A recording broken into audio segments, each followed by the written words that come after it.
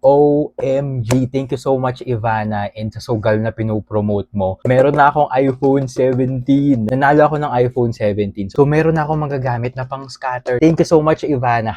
#Casino Queen. Syempre charot lang, binili ko to. Hindi ako sumali sa giveaway dahil ayoko sa mga influencers na nagpo-promote ng sugal. Pero bakit parang wala pang nanalo ng iPhone 17 sa pag-giveaway ni Ivana? So ang sabi July 24 daw pipili ng 100 lucky winners which is kahapon. Pero bakit wala pang nagpo-post or nagpapasalamat kay Ivana dahil napili sila na manalo ng iPhone 17. Pero may nag-message sa akin kahapon, OFW siya, naka-receive na siya ng notification and ng message galing sa official page ni Ivana at nanalo nga daw ng iPhone 17. Sabi ko, 50-50 tayo dyan. Be mindful kung sino yung kausap mo dahil baka scammer na yung kausap mo. If ever nahingian ka ng pera, like processing fee or shipping fee, or hingiin yung credit card details mo, wag mong ibibigay, wag kang magsisend ng pera dahil for sure scammer yung kausap mo. Pero real talk ha, ang daming scammer na nagpapanggap na sila daw si Ivana at nagme-message kung kani-kanino. Yung mga nag-comment dito sa pag-giveaway ni Ivana, nagpapanggap sila na si Ivana daw, nananalo daw sila ng iPhone 17. Pero kung ano-ano yung hinihingi para daw ma-send agad yung iPhone 17. So ginagamit nila to para makapang-scam ng mga tao. Sabi ko din kahapon, manalo or matalo, mag-unfollow kayo kung finalo nyo tong pinupromote ni Ivana na online sugal. Dahil baka isang araw maudyo kayo mag-try ng online sugal na pinupromote ni Ivana at tuluyang masira yung buhay nyo. May mga kakilala ako natalo ng 100k,